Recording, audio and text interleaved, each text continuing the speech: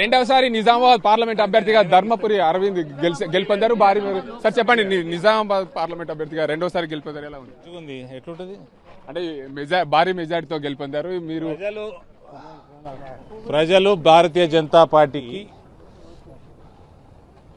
పెద్ద ఎత్తున ఆశీర్వదించడం చాలా సంతోషంగా ఉంది.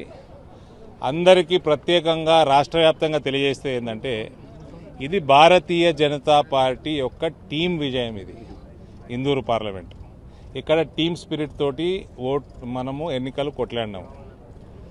ఇక్కడ ఉన్న నాయకులు, బూత్ స్థాయి నా కార్యకర్త సోదరులు, మండల అధ్యక్షులు, ఎమ్మెల్యేలు, ఎమ్మెల్యే అభ్యర్థులు, శక్తి కేంద్రాలు, వివిధ మోర్చాల నాయకులు, వీళ్ళందరూ కూడా అభ్యర్థి కంటే ఎక్కువ కష్టపడ్డారు.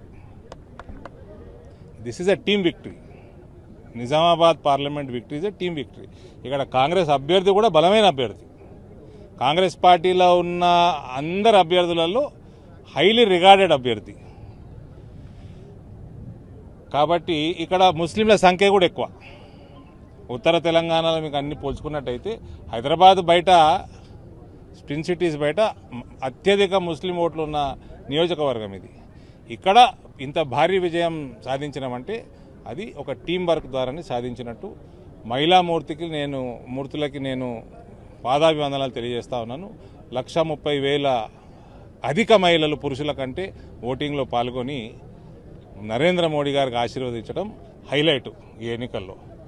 యువత అయితే ఎట్లా భారతీయ జనతా పార్టీ, ఎన్ఆర్ఐలు అయితే ఎట్లా మోడీ పరివారమే, రైతాంగం కూడా మొత్తం పసుపు రైతులు అయితే 93,000 ఓట్లు వాళ్ళు వేసుకున్నారు లాస్ట్ టైము. ఈసారి మాకు వచ్చేటట్టు మేము పని చేసుకుంటామని గత 5 ఏళ్ళు చెప్పిన. ఇవాళ వాళ్ళ ఓటంతా కూడా మాకు టర్న్ అయింది.